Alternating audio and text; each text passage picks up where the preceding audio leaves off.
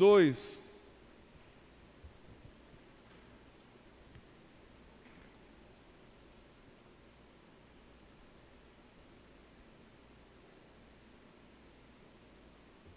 Atos capítulo 2, verso 37 até o verso 47. De tempo em tempo eu não consigo fugir, eu tenho que retornar a este texto. Já ministrei várias vezes neste texto. Nós temos aí um banner ali, se não me engano foi até feito pelo Tarcísio, toda a estrutura ali, um banner da visão ministerial da igreja, de anos já, Atos 2:42. E eu estava pensando em uma palavra para trazer aos irmãos, neste tempo de final de ano, né, e de começo do novo ano. E me veio ao coração falar sobre este relato da igreja de Atos capítulo 2, verso 37 até o verso de número 47. Na realidade, a pregação eu acho que ficou muito extensa, comecei a fazer hoje, quando eu vi ela estava extensa, e talvez nós vamos dividir então, uma parte hoje e a parte talvez domingo que vem, se Deus nos permitir. Diz assim a palavra do Senhor: e ouvindo eles isto, compungiram-se em seu coração, e perguntaram a Pedro e aos demais apóstolos: que faremos, homens e irmãos? E disse-lhes Pedro: arrependei-vos e cada um de vós seja batizado em nome de Jesus Cristo para perdão dos pecados, e recebereis o dom do Espírito Santo. Porque a promessa vos diz respeito a vós, a vossos filhos e a todos que estão longe, a tantos quantos Deus, o nosso Senhor, chamar. E com muitas outras palavras isto testificava e os exortava, dizendo: salvai-vos desta geração perversa. De sorte que foram batizados, que de bom grado receberam a sua palavra, e naquele dia agregaram-se quase 3.000 almas. E perseveravam na doutrina dos apóstolos, e na comunhão, e no partir do pão e nas orações. E em toda a alma havia temor, e muitas maravilhas e sinais se faziam pelos apóstolos. E todos os que criam estavam juntos, e tinham tudo em comum, e vendiam suas propriedades e bens, repartiam com todos, segundo cada um havia de mister. E perseverando unânimes todos os dias no templo, e partindo o pão em casa, comiam juntos com alegria e singeleza de coração, louvando a Deus, e caindo na graça de todo o povo. E todos os dias acrescentava o Senhor à igreja aqueles que se haviam de salvar. Amém. Vamos orar mais uma vez. Vamos orar pelos irmãos que estão viajando, aqueles que não puderam estar conosco esta noite. Vamos colocar diante do Senhor esse período de festas, onde muitos acidentes às vezes acontecem, pessoas perdem entes queridos. Vamos pedir ao Senhor que guarde e abençoe a igreja. Senhor amado, nós te louvamos, te agradecemos, te exaltamos. Grande é o teu nome, grande é o teu nome, não há outro semelhante a ti. Tu és Senhor da nossa vida, tu és Salvador, ó Deus. Nós estamos aqui esta noite reunidos em nome de Jesus. A tua palavra diz que onde houver 2 ou 3 reunidos em teu nome, tu estarias no meio deles, e nós cremos. Eu creio de todo o meu coração, de toda a minha alma, de todo o meu entendimento, de todo o meu espírito, creio que tu estás presente. Creio na tua palavra, poderosa na ação do Teu Espírito Santo. Eu peço em nome de Jesus que com a graça do Senhor, venha, Senhor, falar ao nosso coração pela Tua palavra. Tem vários irmãos que não estão conosco esta noite, porque estão passando com seus familiares, porque estão recebendo visitas em casa, porque estão viajando. O Senhor conhece a realidade de cada um. Eu peço em nome de Jesus que com a Tua graça o Senhor os alcance, estenda as Tuas mãos para abençoar a cada um desta igreja, a cada um que congrega neste local, os irmãos em Cristo, que sejam fortalecidos e tocados pelo poder do Teu Espírito. Senhor, ao ler um relato tão impactante da Tua palavra, tão impressionante, não há outra coisa a fazer esta noite a não ser abrir o nosso coração diante de Ti e orar ao Senhor: faça de novo aquilo que o Senhor fez em Atos dos Apóstolos, faça de novo no nosso meio.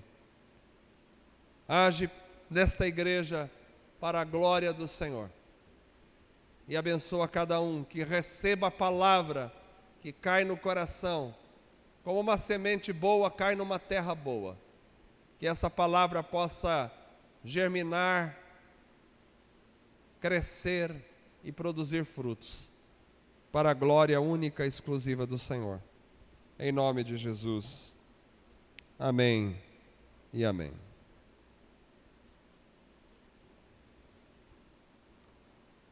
Nós estamos aí bem próximos do início do ano de 2022. Quem diria que chegaríamos em 2022? Passamos várias lutas em 2020 e 2021. O coronavírus chegou, tivemos transformações na sociedade, conseguimos, nós que aqui estamos, vencer pela graça de Deus o coronavírus, chegamos até aqui, até agora. E todo final de ano é tempo de reflexão, vai começar um novo ano. É claro que as coisas são cíclicas, que não há nada debaixo do sol que seja novo. Passa esse ano, vem outro ano. Muda-se o número do calendário, muitas coisas continuam mesmo. Mas algumas coisas ainda estão a mesma no meu coração também. Eu continuo impactado com a palavra de Deus e continuo impactado com o texto de Atos capítulo 2, que nós lemos esta noite.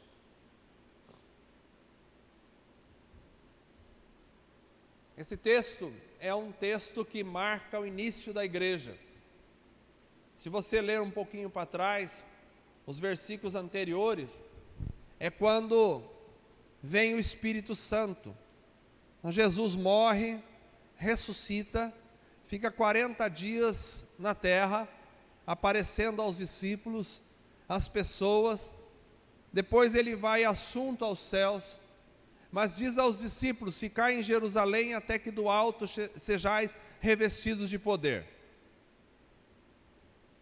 10 dias depois da ascensão de Jesus, no dia chamado de Pentecostes, Pente porque é 50 dias após a Páscoa, então. No dia de Pentecostes, os discípulos já estavam 10 dias reunidos. Nós não sabemos o que eles estavam fazendo. O texto não diz que eles estavam clamando, orando, jejuando. Eles estavam reunidos, sentados. E de repente, o local onde eles estavam se encheu com um som como de um vento impetuoso, e foram vistas línguas repartidas como de fogo que desciam sobre cada um deles, e eles começaram a falar em outras línguas conforme o Espírito Santo concedia que falassem. E aquilo atraiu a atenção de uma multidão, porque correu o som, o barulho daquela circunstância. Então se ajuntou bastante gente e o apóstolo Pedro começa a pregar. E ele fala de Jesus, ele fala da ressurreição de Cristo, ele fala de Cristo vindo. E aí então nós entramos no texto que nós lemos essa noite. Quando aquelas pessoas ouviram Pedro pregar, compungiu-se o coração delas, e elas perguntaram a Pedro e aos demais apóstolos: que faremos, homens e irmãos? E aí então vai haver um relato sobre como se desenrola o período do começo da igreja sobre a terra. É uma realidade maravilhosa, quando a gente vai ver a ação do Espírito Santo atuando na igreja. O dia de Pentecostes é um evento único, que marcou a chegada do Espírito Santo. Mas o poder do Espírito Santo e a manifestação de línguas continuou a se desenrolar na história da igreja. E nunca mais parou.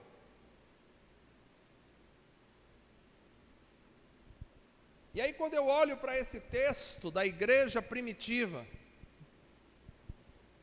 que vai mostrar como o poder de Deus foi derramado sobre a igreja, que fazia com que os irmãos estivessem sempre unidos, partindo o pão todos os dias nas suas casas, que havia uma comunhão geral entre a igreja, e a igreja viva, poderosamente, se dedicando às orações, se dedicando à doutrina dos apóstolos, se dedicando à comunhão, se dedicando ao partir do pão,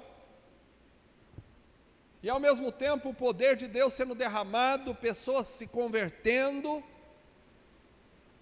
e os irmãos se importando uns com os outros, a ponto de venderem as suas propriedades e distribuírem por aqueles que não tinham condições, e Deus atuando no meio da igreja com poderosos sinais e maravilhas, e a ação do Espírito Santo muito forte na comunhão, e o temor de Deus caindo sobre todas as pessoas, e Deus acrescentando dia a dia os que iam sendo salvos à comunhão da igreja. Aí eu vejo uma situação dessa, e a minha racionalidade fria, gelada, pecaminosa, vai dizer para mim assim: isso aqui é um momento histórico lá de 2000 anos atrás, que não tem nada a ver com a tua realidade, não tem nada a ver com a igreja moderna, não tem nada a ver com vocês hoje, isso não é para vocês. Isso já foi, acabou, feliz daqueles que viveram isso lá no passado. É isso que a minha racionalidade fria diz para mim toda vez que eu leio esse texto. Mas ao mesmo tempo, há uma voz que fala dentro do meu espírito e que diz assim: vocês não estão vivendo isso por culpa de vocês, porque essa realidade é para ser vivida hoje na igreja. E aí eu entro em conflitos, eu entro em crise. Toda vez que eu leio Atos Apóstolos capítulo 2, eu entro em crise.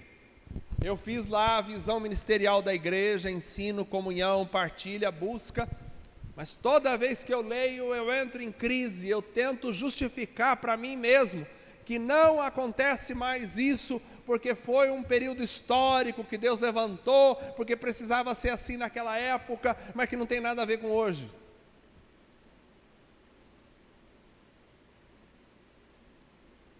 Mas ao mesmo tempo uma voz dentro de mim diz: não é assim. Isso pode e deve ser vivido hoje. Essa comunhão, essa vivacidade da igreja, essa ação do Espírito Santo, é para hoje. E aí eu vou para o texto que lemos, no verso 39, de Atos 2, verso 39, quando Pedro vai me dizer exatamente isso. Ele diz: porque a promessa vos diz respeito a vós, as pessoas que estavam lá naquela época ouvindo, a vossos filhos, a todos os que estão longe. Começou a me atingir.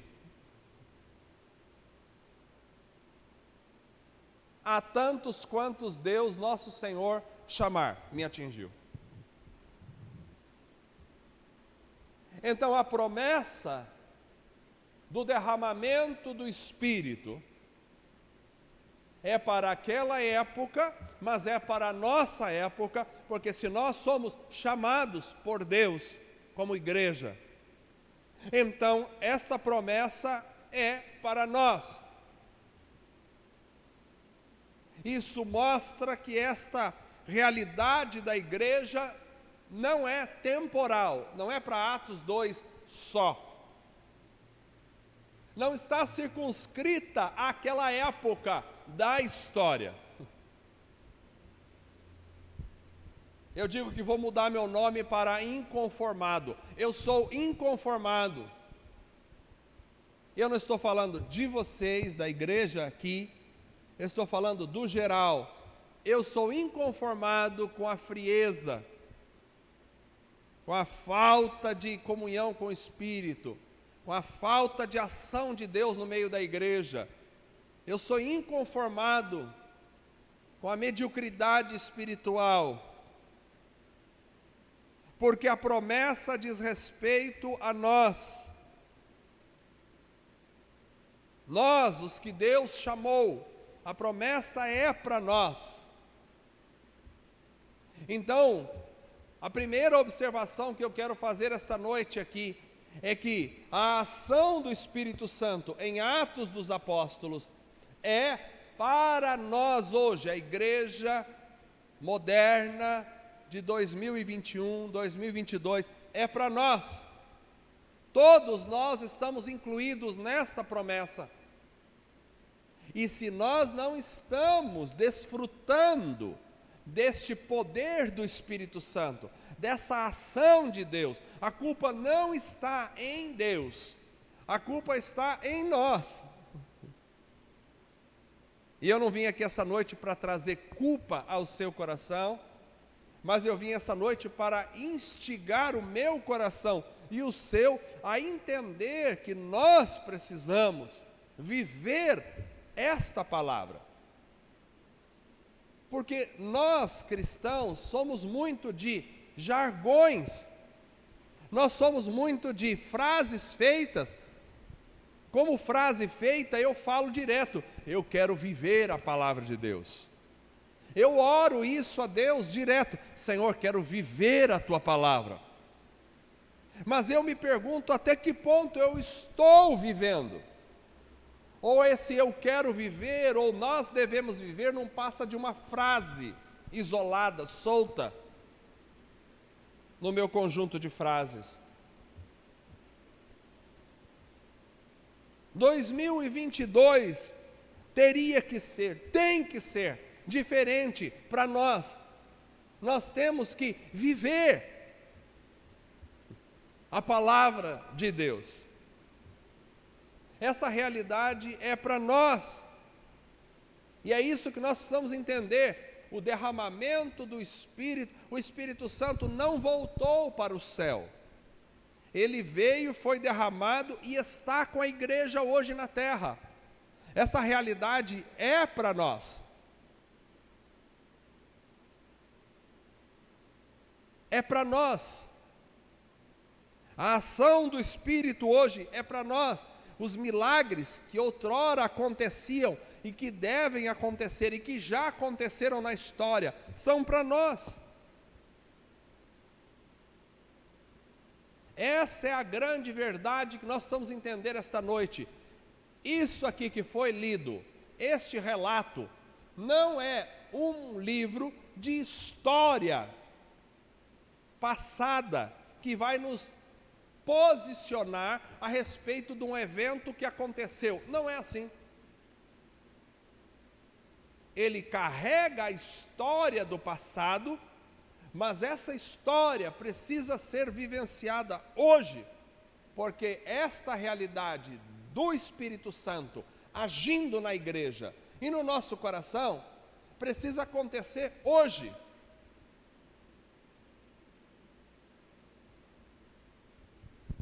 Tem algumas coisas que a gente não sabe que tem, mas tem no coração.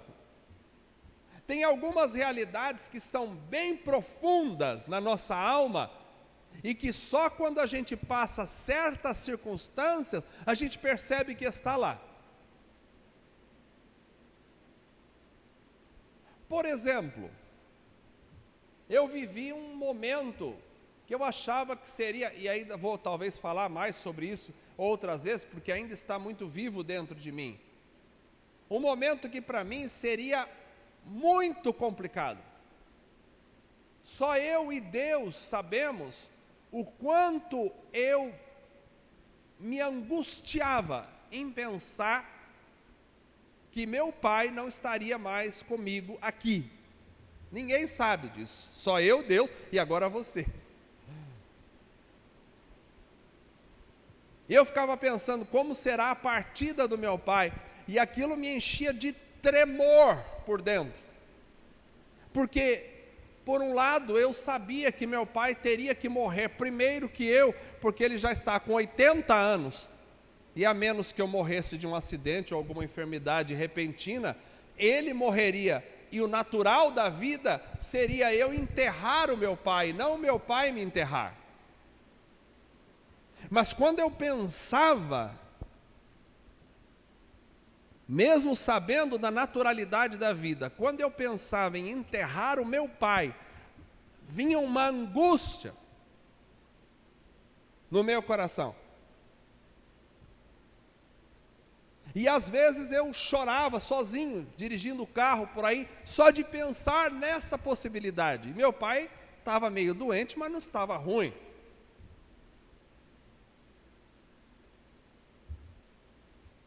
Mas aí, meu pai começou a piorar, e começou a ficar ruim. E ele começou a cair repentinamente, e ele começou a se machucar feio. E ele precisou fazer uma cirurgia, trocar uma válvula no coração. E ele caiu e quebrou o fêmur, e ficou muitos dias acamado. E Deus foi começando a trabalhar dentro de mim, e eu dizia, mas não, ele não vai partir, não. E aí finalmente meu pai caiu, quebrou a coluna cervical. E naquele momento eu disse, ele vai partir. Mas no meu coração havia uma angústia. E Deus foi trabalhando isso. Para resumir a história, porque senão eu vou ficar só nisso, não vou nem conseguir falar, vai ter que ser em 4 partes essa mensagem. Para resumir a história, quando eu recebi a notícia de que o meu pai tinha partido, eu recebi um choque na hora. Um irmão orou comigo, no retiro onde nós estávamos, e a graça de Deus invadiu o meu coração, e acabou. E quando nós fomos lá, eu e a Carla, esperar o corpo chegar, porque são momentos chaves e difíceis. Quando você está no velório, só tinha eu e a Carla, porque o corpo não tinha chegado. E a gente estava ali e de repente alguém diz, vai chegar, vamos trazer o corpo. E a gente ali, e aí de repente vem entrando o caixão.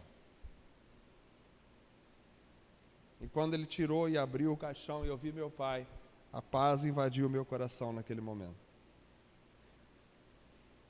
e a convicção do céu e a certeza da vida eterna, que até então, para mim, era uma coisa que estava muito no meu intelecto, mas eu não tinha experimentado de forma tão profunda na minha realidade pessoal esta verdade. Ela estava lá, mas eu não sabia que ela estava lá.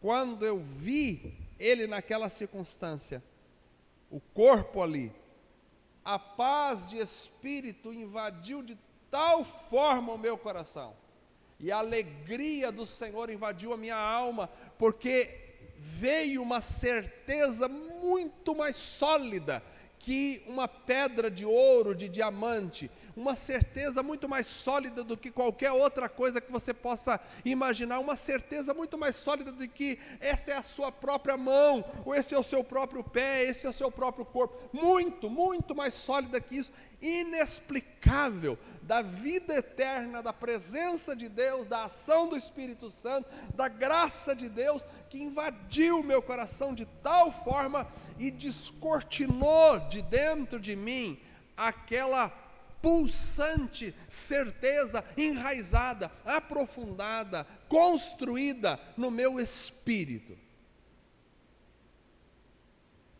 Você pode perguntar, por que você está falando isso? Está falando de você? Não estou falando de mim aqui. Eu estou compartilhando uma experiência para que os irmãos percebam que as verdades da palavra, elas são muito mais concretas do que este ar-condicionado, esses ventiladores, essas paredes, do que esse chão, do que essas luminárias.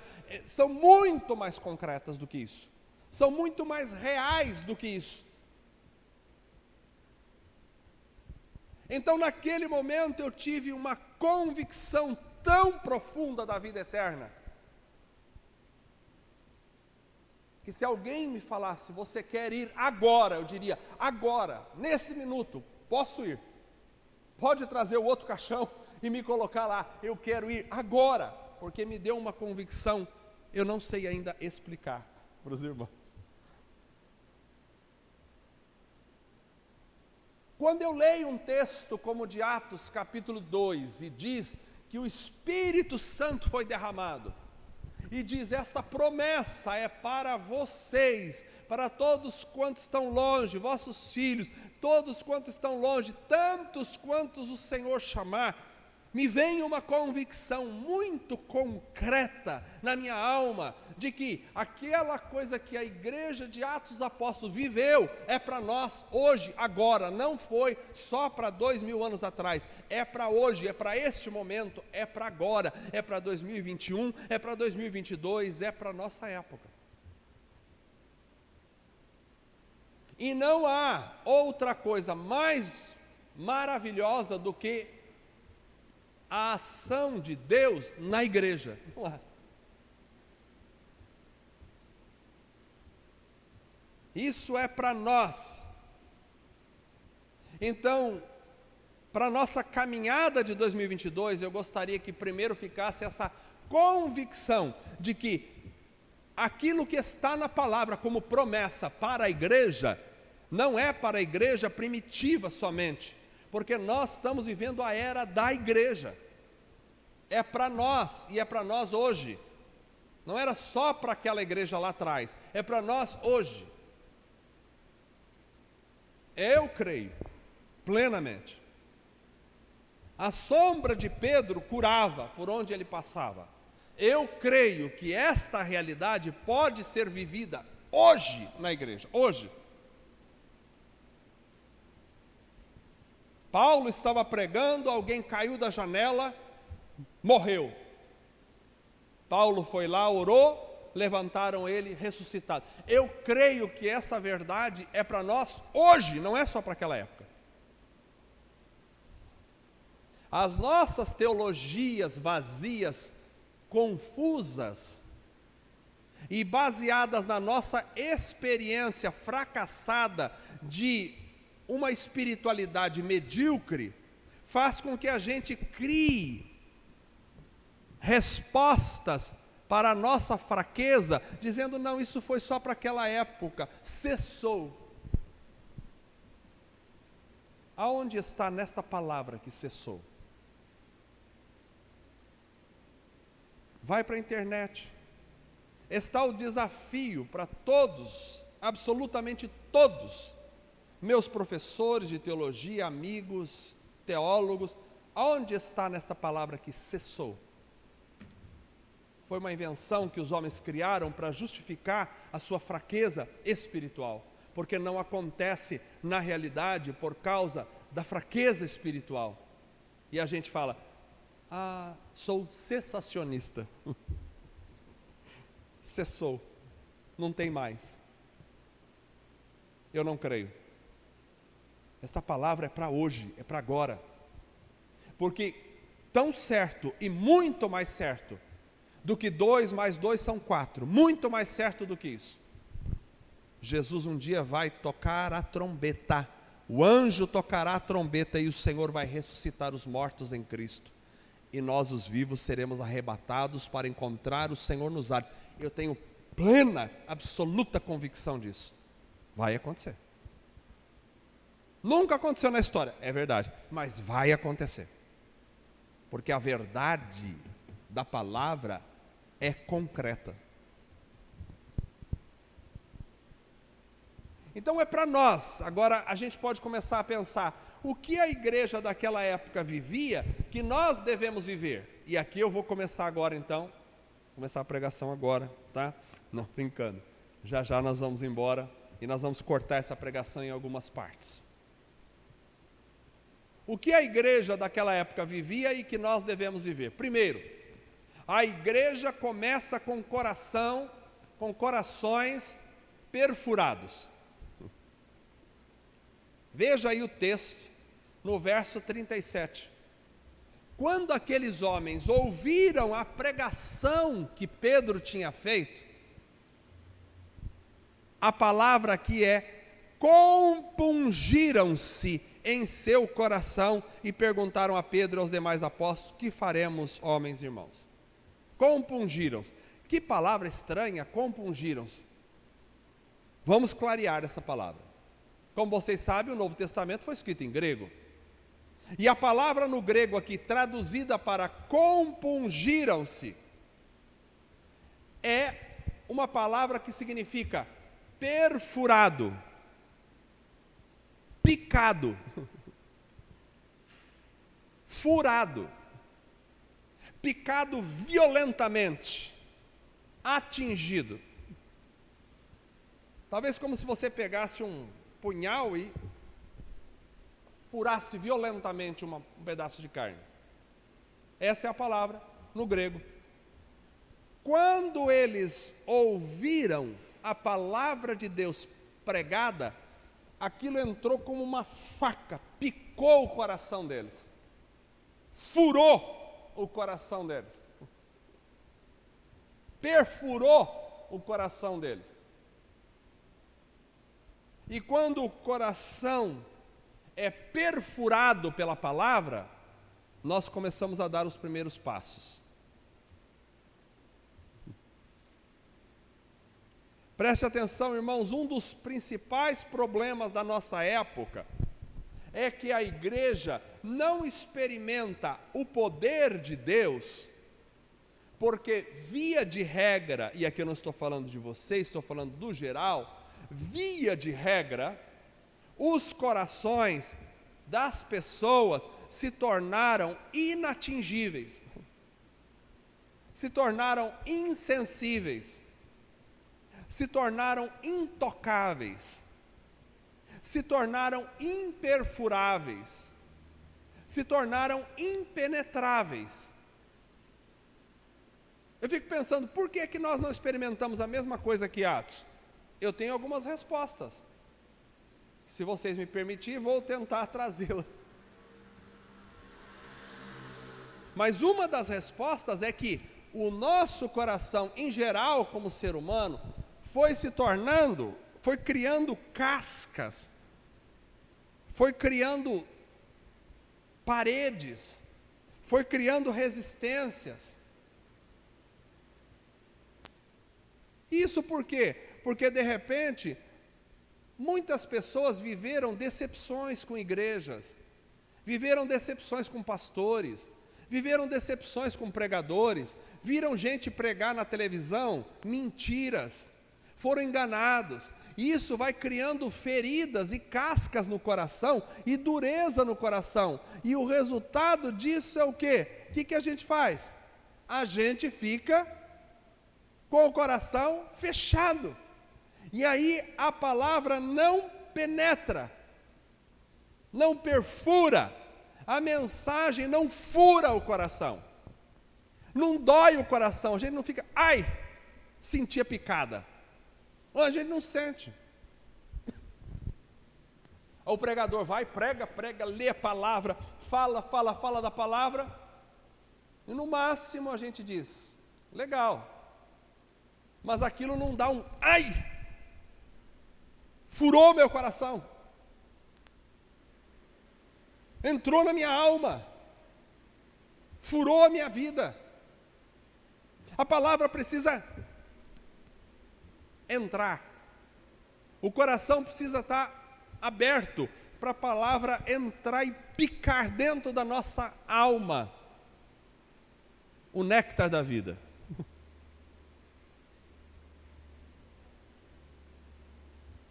Mas às vezes nós somos tão cheios de racionalidades, de barreiras religiosas, não, sou um bom religioso, de teologias mortas, que os nossos corações não conseguem ser atingidos pela palavra. E aí qualquer experiência que a gente começa a ter logo no comecinho, o nosso coração já se endurece, fecha, racionaliza tudo e para. Não é assim. Emocionalismo. Tem o emocionalismo? Tem sim. Tem pessoas que se aproveitam do emocional, iludem e fazem, tem gente fazendo show, é verdade. Tem criancice no meio do povo evangélico? Tem sim.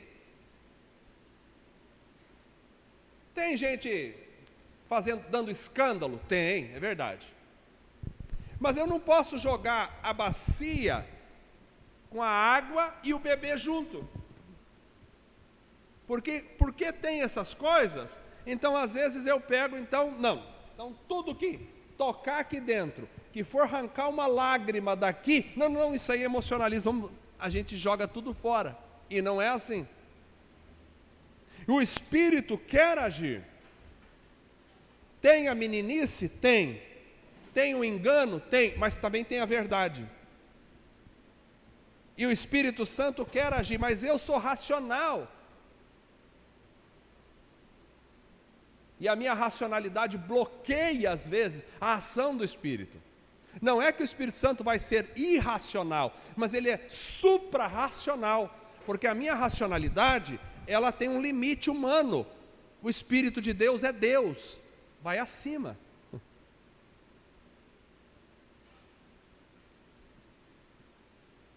O Espírito veio como línguas repartidas de fogo, que pousou sobre a cabeça de cada um desses. Isso aí é supra-racional. Racionalmente eu quero falar, isso aí é loucura. E eles começaram a falar em outras línguas, conforme o Espírito concedia que falasse, sem ter estudado. Irracional, não, é supra-racional.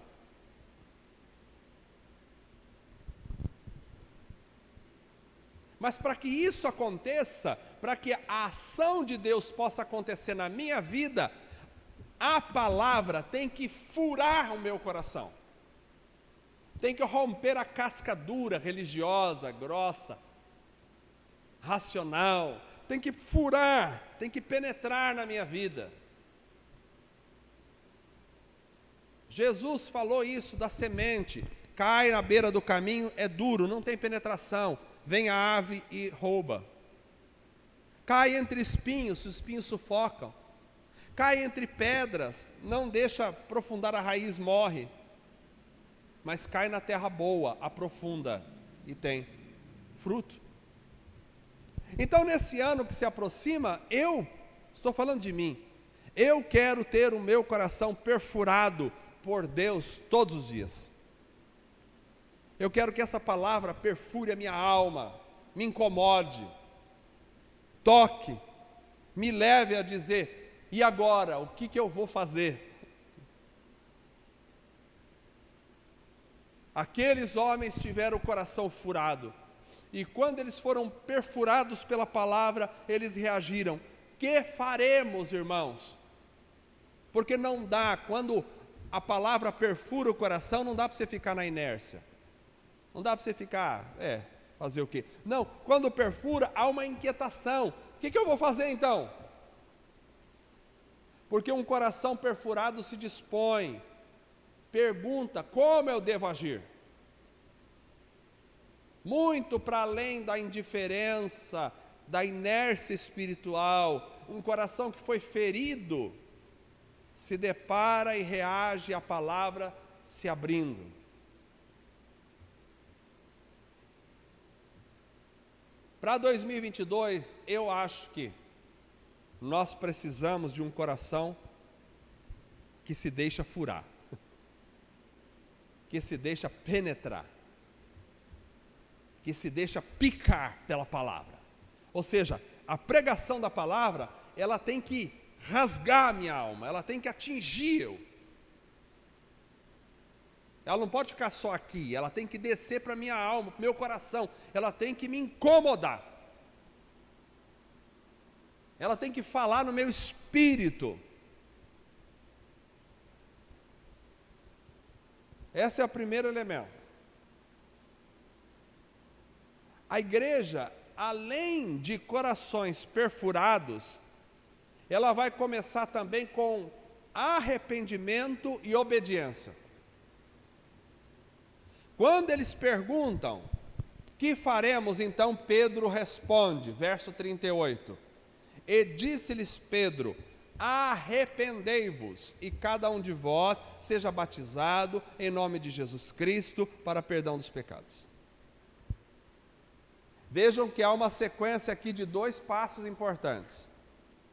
Ao ser tocado pela palavra, porque a palavra pica a alma, ela fura o coração, e ela vai dizer: isso aqui está errado em você, isso aqui está certo. Isso aqui não deve ser assim, isso aqui tem que ser desse outro jeito. Quando a palavra fala, a reação dos irmãos deve sempre ir na direção do arrependimento e da obediência.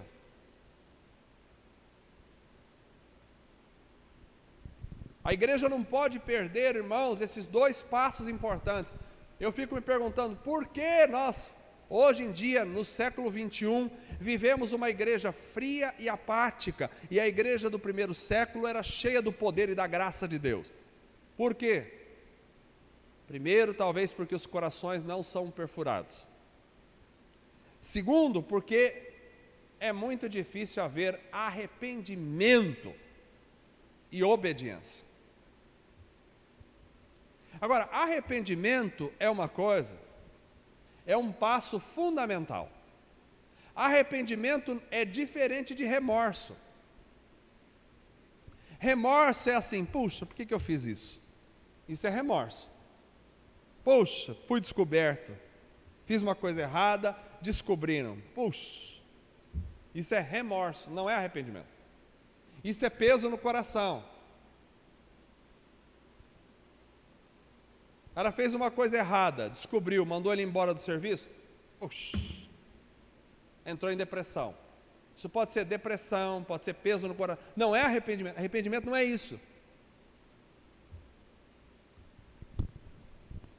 O arrependimento é uma ação de Deus, trabalhada pela palavra de Deus, no meu espírito, não só no intelecto.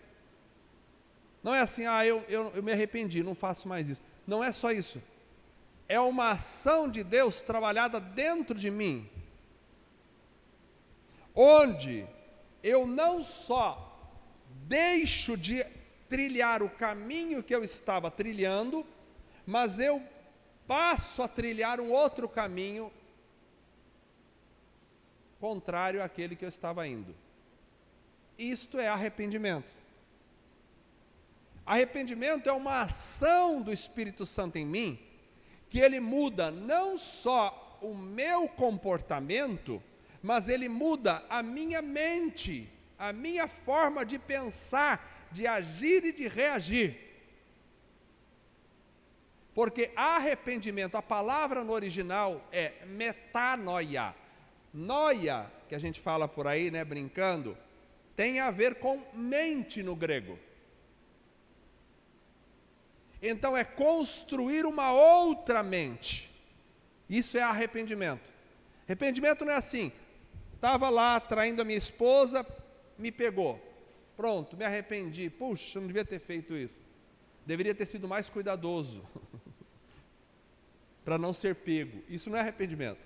Arrependimento é estou indo para esse lado, fui atingido por Deus, transformou a minha mente numa outra mente, mudei o meu comportamento a partir da transformação da minha mente, do meu coração, do meu interior, da minha vida. Isto é arrependimento. Por isso, todos nós, todos, eu e todos vocês, e todos que vão me ouvindo pela internet, todos precisamos passar pelo processo do arrependimento. Arrependimento é mudança de coração e de vida. Eu servi ao mundo, servi a mim mesmo, servi aos meus próprios desejos, mudei, fui transformado. Por isso a Bíblia diz, arrependei-vos e crede no Evangelho. Todos nós, quem não passou pelo arrependimento não se converteu. Tem gente que encontra um grupo religioso, acha muito legal esse grupo religioso, faz amizades, começa a frequentar aqueles locais onde o grupo religioso está, aprende o linguajar religioso, faz algumas atitudes daquele grupo religioso, precisa batizar. Dá ofertas, dou oferta. Aprendeu a cantar as músicas. Aprende, mas não se converteu. Não passou pelo processo do arrependimento.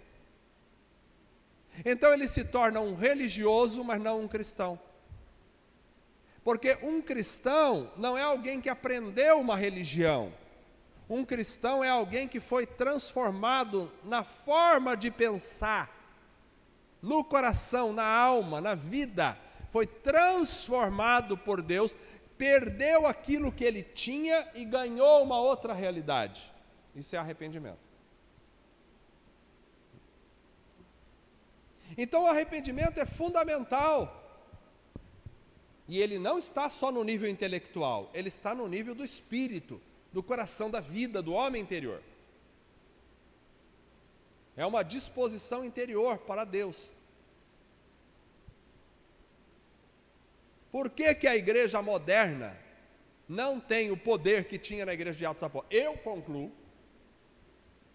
que tem muita gente nas igrejas, mas pouca transformação e arrependimento nas vidas.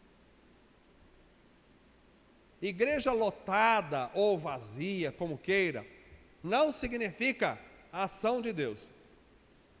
Geralmente as pessoas se empolgam com a igreja lotada. Você vai lá, 5.000 pessoas num lugar só, o Espírito só pode estar agindo ali. Se número de pessoas é mesma coisa que a ação do Espírito de Deus, então no islamismo tem mais ação do Espírito de Deus do que em outros lugares, porque lá tem mais número. Já viram na festa do Ramadã? Aquilo fica coalhado que não dá nem para andar. Milhares, milhões de pessoas.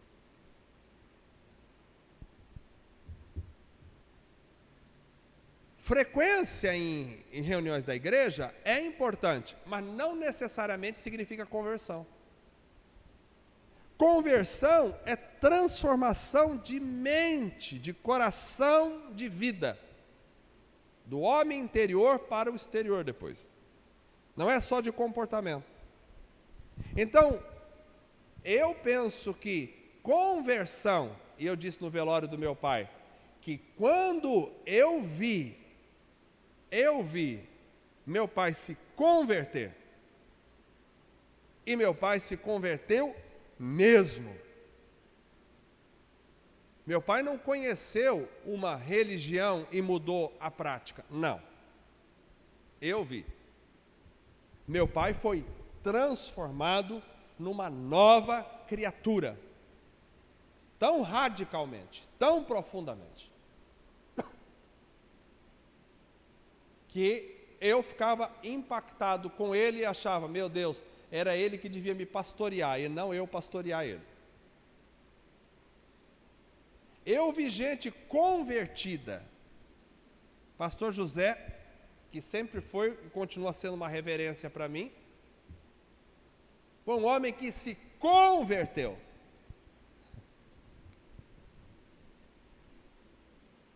Mas, infelizmente, eu não julgo ninguém, porque eu não estou nessa posição de julgar, me parece que no século XXI, as conversões são cada vez menos frequentes.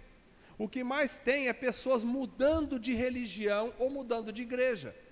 Está ali, conheceu um grupo legal aqui, gostei do louvor, gostoso, tem ar-condicionado, pessoal gente boa, faz uns retiros, Vanderlei faz umas comidas boas, vou ficar por aqui mesmo. E agora? Eu era de tal religião, agora estou ali. Isso não é conversão, nada a ver com conversão. Conversão é mudança de raiz,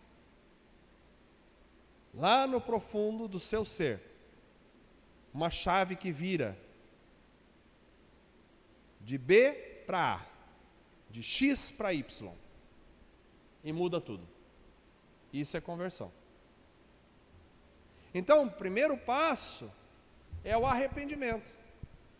E o segundo passo é a obediência. Por que a igreja primitiva tinha o poder de Deus? Porque corações podiam ser perfurados. O que é mais difícil hoje, perfurar um coração. Porque corações tinham arrependimento autêntico. E porque esse arrependimento levava à obediência da palavra incondicional. E eles disseram, o que a gente faz? E Pedro diz, cada um de vós seja batizado em nome de Jesus. Agora preste atenção. Batizar na nossa realidade aqui é uma coisa. Qualquer um batiza. Batizar, vamos lá, toma um banho. Batizar naquela outra realidade era empenhar a vida naquela circunstância, que era, ao ver da maioria, uma religião que estava começando e que vai ser perseguida, e que se batizar vai significar, daí a pouco tempo depois desse episódio aqui, vai significar assinar o atestado de óbito. Mas importa obedecer a Deus do que aos homens. Então, quando eu decido obedecer a palavra, por que é que nós temos tantos problemas hoje na igreja, nos casais, nas famílias? Porque, via de regra, 99% dos problemas entre os casais é porque um ou outro não quer obedecer a palavra. Quando há obediência à palavra, está tudo certo. Imagine um casamento, por exemplo, em que o marido obedeça a palavra que diz, vós maridos, amai as vossas esposas, assim como Cristo amou a igreja e se entregou por ela. Bom, essa mulher vai viver num paraíso. Ao mesmo tempo, você tem uma mulher que ouve a palavra e decide obedecer a palavra que diz, vós mulheres, sujeitai-vos a vossos maridos como ao Senhor. Acabou o problema do casamento. Uma mulher que se sujeita a um marido que ama a essa mulher como Cristo amou a igreja, você tem um casamento.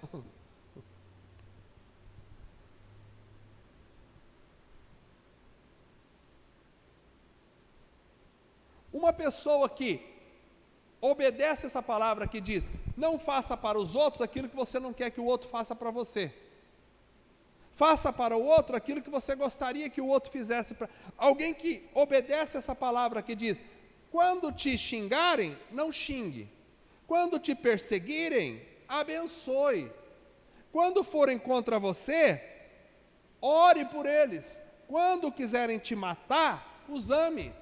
Quando você tiver um inimigo, dá-lhe de comer se ele está com fome. Se ele está com sede, dá-lhe de beber. Quando alguém obedece isso, mas a gente quer obedecer isso? Em geral é assim: se alguém pisa no meu pé, eu quero pisar no pé dele. Se alguém me prejudica, eu quero prejudicar.